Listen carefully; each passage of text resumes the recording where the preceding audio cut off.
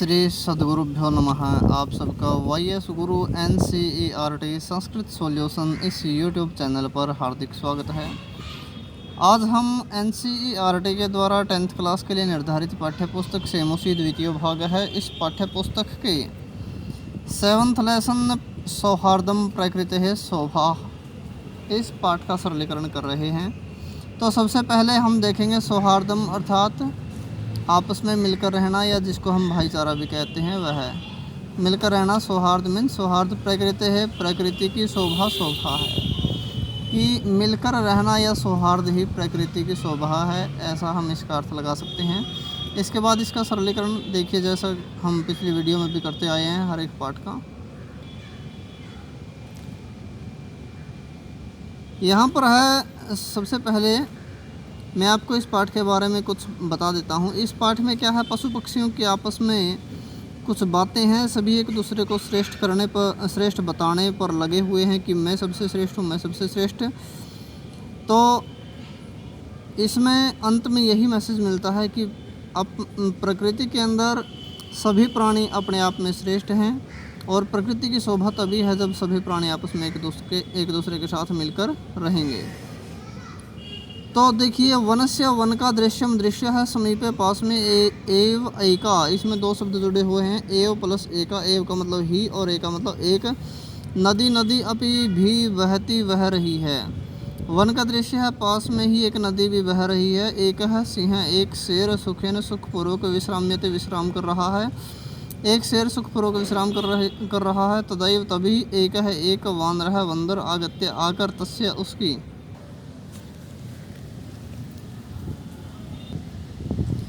वानर है बंदर सिंहस्य शेर के कर्णम आकृष्य, कान को खींचकर पुनः फिर वृक्षोपरि पेड़ के ऊपर आरोहति चढ़ जाता है। तभी दूसरे पेड़ से एक दूसरा बंदर शेर के कान को खींचकर फिर पेड़ के ऊपर चढ़ जाता है। एवमेव इसी प्रकार वानर बंदर वारम वारम बार बार सिंह शेर को तुरंती दुखी करते हैं या तंग करते हैं।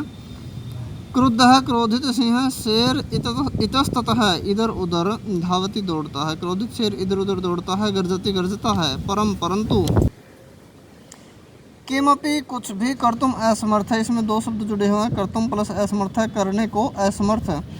कर्तुम करने को असमर्थ है, असमर्थ एवं ही तिष्ठती रहता है। परंतु शेर जो है कुछ भी करने को असमर्थ रहता है, बंदर उसको परेशान कर देते हैं। वानरहा बंदर हंसती हंसते हैं। वृक्षोपरि पेड़ के ऊपर से और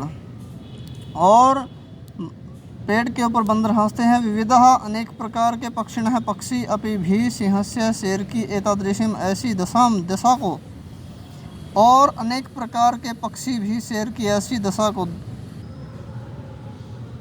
दृष्टवा देखकर, और दूसरे प्राणी भी शेर की ऐसी दशा को देखकर हर्ष मिश्रितम, हर्ष होता है खुशी, या हंसी मिश्रितम युक्त, हंसी युक्त कलरवम कलरव कुर्वन्ति करते हैं, वो भी दूसरे पक्षी भी आवाज़ करते हैं।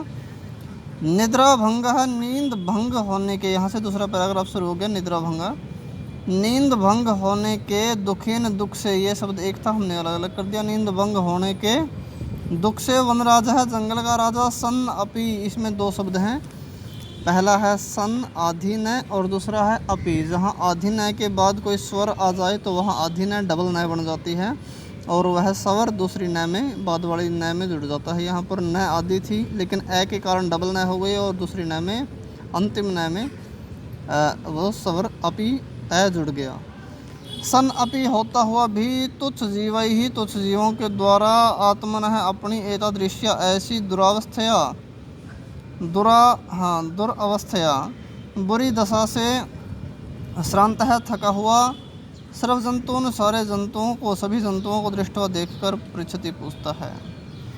अब नींद भंग होने के दुख से जंगल का राजा होता हुआ भी छोटे जीवों के द्वारा, तुच्छ जीवों के द्वारा अपनी ऐसी बुरी दशा से थका हुआ सभी जंतुओं को देखकर वह शेर पूछता है। सिंह शेर क्रोधेन, क्रोध के साथ गर्जन गर्जता हुआ। शेर कहता है, भो अरे अहम मैं, वनराज है वन का राजा, किम क्या भयम, भय को न नहीं जायते पैदा करता, क्या मैं जंगल का राजा भय को पैदा नहीं करता, अर्थात क्या मुझ जंगल के राजा से डर नहीं लगता है। किमर्थम क्यों मामे व मुझको ही तदंती दुखी कर रहे हैं सर्वे सभी, कि मुझको ही सभी क्यों दुखी कर रहे हैं। यहाँ एक शब्द हमारा रह गया मिलित्वा, मिलकर। वह पूछता है सभी जानवरों से कि सभी मिलकर मुझको ही दुखी क्यों कर रहे हैं। तब फिर एक है वानर है, एक बंदर बोलता है यतः है क्योंकि तुम वन राजा है, वन का राजा भवितुम होने के तू तो सर्वथा अयोग्य, सब प्रकार से अयोग्य हो। एक बंदर क्या कहता है, तुम तो वन का राजा होने के सब प्रकार से अयोग्य हो। राजा राजा अर्थात राजा, तू तो रक्षक है, रक्षक बहुत ही होता है। राजा तो रक्षक होता है परंतु भगवान आप तो भक्षक है, भक्षक हो, परंतु आप तो भक्षक हो, आप तो हमको खाते हो। अपिच और भी, ये दो शब्द हैं। अपि का मतलब भी, च मतलब और, अर्थात और भी। स्वरक्षायाम अपि, यहाँ दो शब्द हैं। स्वरक्षायाम में से ए निकल जाएगी तो अपि, अपनी रक्षा में, और अपि का बन गया भी। अपनी रक्षा में भी समर्थ है, समर्थ नासी नहीं हो, और अपनी रक्षा में भी समर्थ नहीं हो। त्रहि तो कथम कैसे असमान हमारी रक्षसी रक्षा करोगे। असमान शब्द का जो सही अर्थ होता है वो होता है हमको, और रक्षसी का मतलब होता है बचाओगे। तो हमने हमारी लिख दिया, तो यहाँ पर भाव के अनुसार यह गलत नहीं माना जाएगा। हमारी रक्षा करोगे या हमको बचाओगे, एक ही बात है। वैसे असमान शब्द का जो सही अर्थ बनता है वो ये कर्म कारक में होने के कारण को बनता है हमको, कि हमको कैसे बचाओगे। अन्य है दूसरा वानर है बंदर, किम क्या न नहीं। दूसरा बंदर कहता है किम क्या न नहीं। श्रुता सुनी गई तो यह तुम्हारे द्वारा पंचतंत्रोक्ति, पंचतंत्र की उक्ति है, जो यहाँ से श्लोक शुरू हो गया। भाई इस बात का ध्यान रखना। यहाँ मैंने टिक लगा दिया है यो पर। दूसरा बंदर कहता है कि क्या तुम्हारे द्वारा पंचतंत्र की उक्ति नहीं सुनी गई। पंचतंत्र एक हमारा बहुत ही संस्कृत का शिक्षाप्रद ग्रंथ है, यह उसका श्लोक है।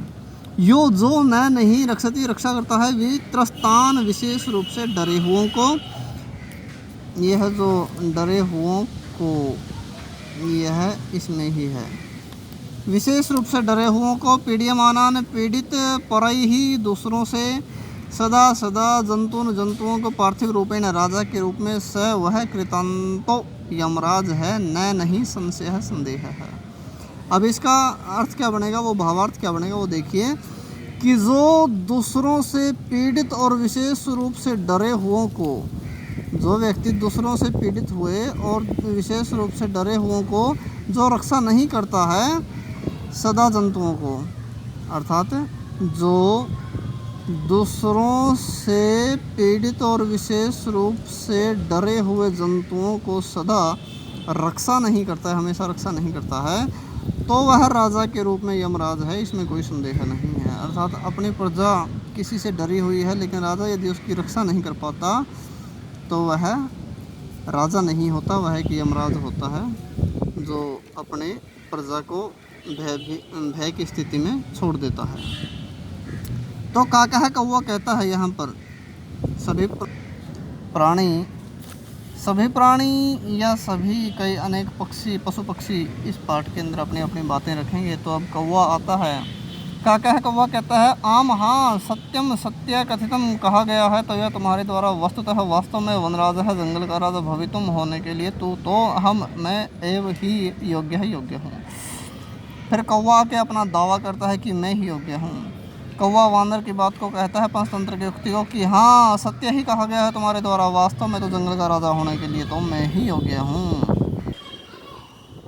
पिक है कोयल कहती है उपहसन हंसते हुए, कोयल हंसते हुए कहती है कथम कैसे तुम योग्य हो, वनराज है जंगल के राजा भवितुम होने के लिए, कि तुम जंगल का राजा होने के लिए कैसे योग्य हो। यत्र तत्र जहाँ तहाँ, तत्र का अर्थ है वहाँ, लेकिन हिंदी में जहाँ तहाँ भी हम लिख सकते हैं। यह हिंदी भाषा में इस के युगम रूप में जो दूसरा शब्द का निर्माण हो जाता है, जहाँ के साथ में जो युगम बनता है वो तहाँ बनता है, वहाँ भी आप लिख सकते हैं, लेकिन तहाँ हिंदी में इसका भावार्थ हमें समायोजित करने के लिए अधिक उपयुक्त यह शब्द रहेगा। जहाँ तहाँ का, ये कौवे की आवाज़ इसने का से स्पष्ट की, तो इसका अर्थ हमने लगाया काँव काँव। कि जहाँ तहाँ काम काम इति, ऐसी कर्कश ध्वनि ना, कर्कश ध्वनि से वातावरण को आकुली दूषित क्रोशी करते हो। कि जहाँ कहीं भी तुम अपनी कर्कश ध्वनि से काँव ऐसी कर्कश ध्वनि से वातावरण को दूषित करते हो। न रूपम न रूप है, न रूपम न रूप है, न ध्वनि ही न ध्वनि है, अस्ति मतलब है। तो कोयल उसको कहती है न तो आपके पास रूप है और न ही आपके पास ध्वनि है। कृष्ण वर्ण है, काला रंग है, मेध्य मेध्य भक्षकम, ये दो शब्द हैं। मेध्य मेध्य भक्षकम, मेध्य होता है शुद्ध यानी कि जो खाने योग्य हो, और अमेध्य अशुद्ध। इसको शुद्ध शुद्ध भी कह सकते हैं मेध्य मेध्य को, और हम भक्ष्य भक्ष्य जो खाने योग्य हो और न खाने योग्य है। कि मेध्य मेध्य भक्षकम, शुद्ध अशुद्ध को या भक्ष्य भक्ष्य को खाने वाले हो, तो हम तुमको कथम कैसे वनराजम, वन का राजा, मन्यामहे माने, कि तुमको जंगल का राजा हम कैसे माने, वयम हम सब, कि हम सब आपको तुमको जंगल का राजा कैसे माने। यहाँ पर काका है कौवा फिर कहता है अरे अरे अरे अरे किम, क्या जलपसी बकवास कर रही हो, अरे क्या बकवास कर रही हो। यदि यदि अहम मैं कृष्ण वर्ण है, काले रंग का हूँ, तरी तो तुम किम क्या गौरांग है, गोरी हो। यदि मैं काला हूँ तो क्या तुम गोरी हो। अपि भी च, और विस्मृते याद नहीं, और क्या याद नहीं, यत ओ किम क्या, यत की क्या याद नहीं, कि मम मेरी सत्य प्रियता, सत्य प्रियता तू तो, कि मेरी सत्य प्रियता तो जननाम लोगों के कृत्य लिए उदाहरण स्वरूप उदाहरण है। कि मेरी सत्य प्रियता तो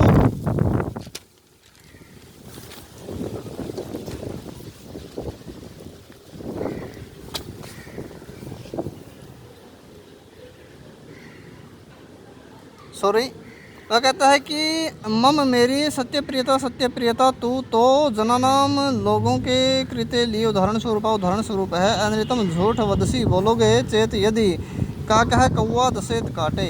हम लोग कहते हैं कि यदि झूठ बोले कौवा काटे, है ना।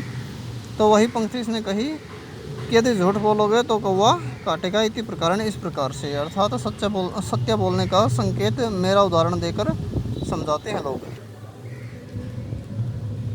इसके बाद कौवा कहता है कि अस्माकम हमारी परिश्रम एकम एकता च, और विश्व प्रथितम संसार में प्रसिद्ध है। कि हमारी परिश्रम और एकता संसार में प्रसिद्ध है। अपि भी च, और भी, का कह चेष्टा है कौवे जैसी चेष्टा वाला, यहाँ ये शब्द है वाला, कौवे जैसी चेष्टा वाला विद्यार्थी छात्र एव ही आदर्श छात्र है, आदर्श छात्र मन्यते माना जाता है। और कौवे जैसी चेष्टा वाला छात्र ही आदर्श छात्र माना जाता है। पिक है, कोयल कहती है अलम अलम, बस करो, अति विकथने न, ज़्यादा कहने से, कि ज़्यादा कहने से बस करो। किम क्या विस्मृत याद नहीं है, यत की का कह कौवा कृष्ण है, काला है, पिक है कृष्ण है। यहाँ से श्लोक शुरू हो गया, इम्पोर्टेंट श्लोक है ये। का कह कृष्ण है, का कह कौवा कृष्ण है, काला है, पिक है कोयल कृष्ण है, काली है। को क्या भेद है, अंतर है, पिक काके हो कोयल और कौवे में। कि कौवा काला है और कोयल भी काली है, लेकिन कोयल और कौवे में क्या अंतर है। वसंत समय, वसंत का समय प्राप्त आने पर, वसंत का समय आने पर। का कह कौवा होता है, कि वसंत का समय आने पर कौवा तो कौवा हो जाता है, और पिक है कोयल कोयल हो जाती है। कैसे? क्योंकि कोयल जो अपनी मधुर ध्वनि निकालती है वो सिर्फ वसंत की ऋतु में ही वह निकाल पाती है। अन्य मौसम में भी निकाल देती है, लेकिन वसंत में कोयल ज़्यादा कूजती है, इसलिए वसंत का समय आने पर कौवा हो जाता है और कोयल कोयल हो जाती है। तब उनका सभी को पता लग जाता है कि यह कोयल नहीं, यह कौवा है, और यह कौवा नहीं, यह कोयल है। तो इसके बाद कौवा कहता है रे प्रभृत, रे अरे परभृत होता है जो दूसरों के सहारे निर्वाह करे, जिसको दूसरे पालें। तो कोयल के बच्चे को दूसरा अर्थात कौवा ही पालता है। कोयल अंडे देकर कोयल अपने अंडे कौवे के घोंसले में ही देती है, ऐसा हमने जनश्रुति के अनुसार सुना जाता है। तो कौवा कहता है अरे प्रभृत, अरे कोयल, प्रभृत ये कोयल का पर्यायवाचक शब्द माना हमने।